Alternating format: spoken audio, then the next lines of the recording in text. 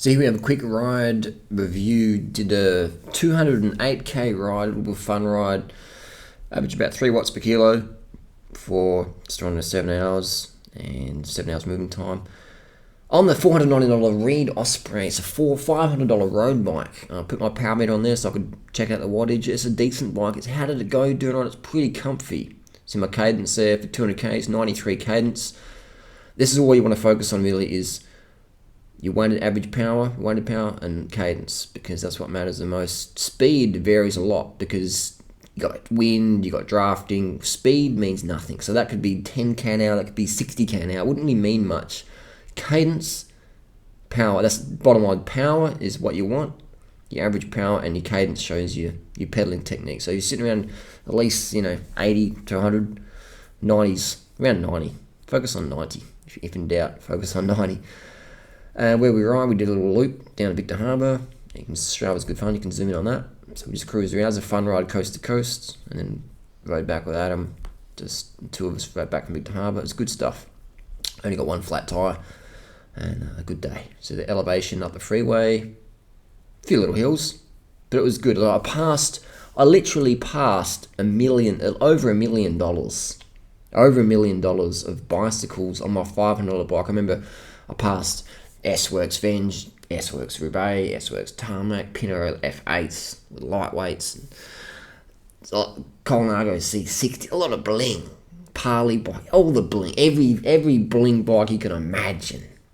I passed on my $500 bike, the Reed Osprey. The Osprey was flying.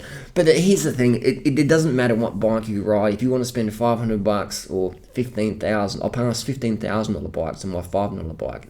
As long as you're out there having fun, that's the main thing. As long as your bike fits you, that's the main thing. As long as you are pacing yourself properly and learning from it and spinning your little legs, that's the main thing.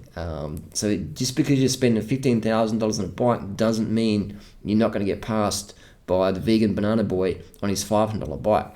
And the good thing about cycling is it's a sport where the rider, the person is really what makes the difference. So as long as you've got a road bike and the gears work and the tyres are pumped up, that's what's the main thing.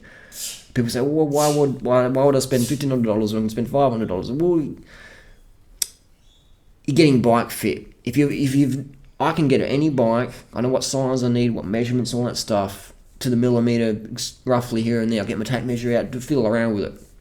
And I have that because I got experience with bike fit for me. All right. So when you get a bike fit from a good shop, then you're getting a bike fit. That's your template now. That's your blueprint. So get a tape measure, measure things up, and it should be sort of second knowledge. What's your seat height from top of your seat to the center of your bottom bracket? For me, it's about 74. So I know whatever bike I get on now, I can get it. And that's the problem I have with buying bikes online is bike fit. So if you're a total noob, I don't really recommend buying a bike from the internet or from a shop that doesn't really understand bike fit. Yeah, it should be right, mate. Let's get on there and go.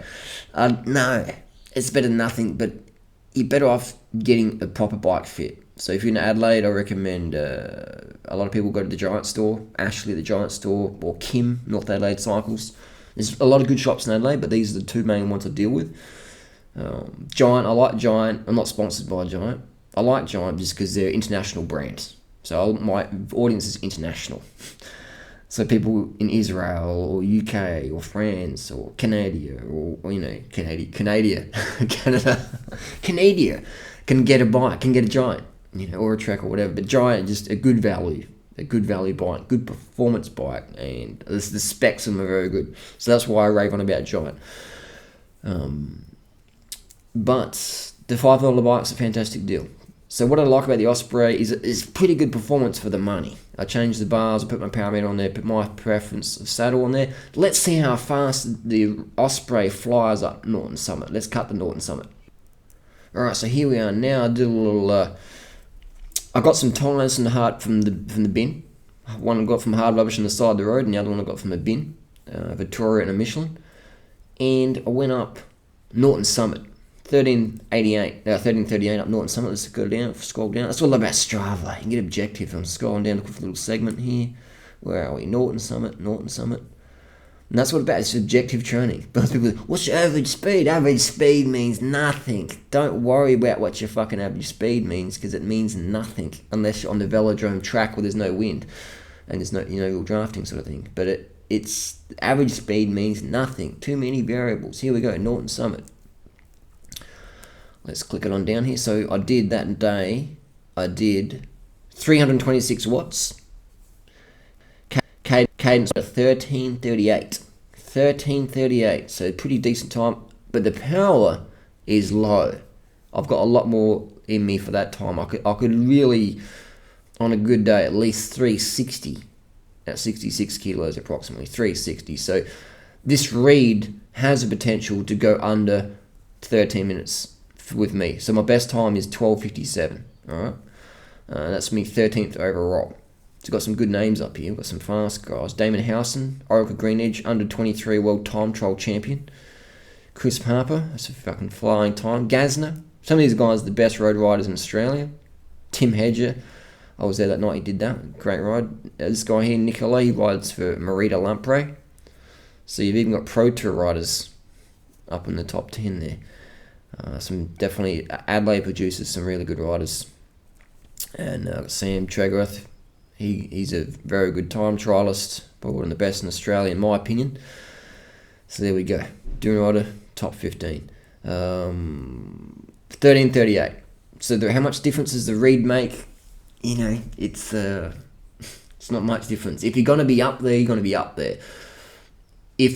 I wouldn't recommend the read for the Tour de France, because the Tour de France, is every second counts over 3 weeks. So I think the Osprey is not good enough for the Tour de France, but it would be good enough for 99% of road applications. It would be good enough for the National Road Series, in my opinion.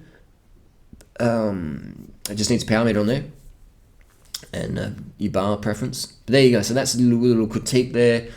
A $500 bike versus $15,000.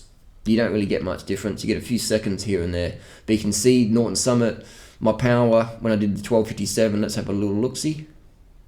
Let's have a little look. What power did I do there? So we've got 326, and it's the same power meter. I took it off my TCR. So we're going to here. So I ate dinner too soon beforehand. I could have gone a bit quicker. So 348. So I really could do 360 with some caffeine and painkillers. Maybe 380. I reckon I could do a 380 with caffeine and painkillers. So this is full natty bra, nothing in the system. So you can see I'm 20 watts less on the read. That is just purely because I just wasn't really pushing hard that evening. So I could definitely go faster on the read than 13:38. So there you go. $500 bike, good enough to fucking fly up Norton Summit and do 200k rides. Will I swap my expensive bikes for the read? No, I won't, but I'll keep the read in the stable. And it's a great little bike just to prove a point. This whole experiment was just to prove a point that it's more the rider than the bike. So if your mates drop you and you've got Sora and they've got Dura-Ace and they drop you, it's not because they've got Dura-Ace, just because they're just fitter, or they get maybe more carbed up or other variables. So I don't think you need Dura-Ace or lightweight carbon wheels or whatever to be up the front. Because if you're going to be up the front, you can be up the front on a fucking $500 bike, as I've proven, alright? So Dura-Ace and lightweight wheels, no worries, no problem having those things. I've got those things. I'm just saying they're not necessary to be up the front. To be up the front is purely fitness.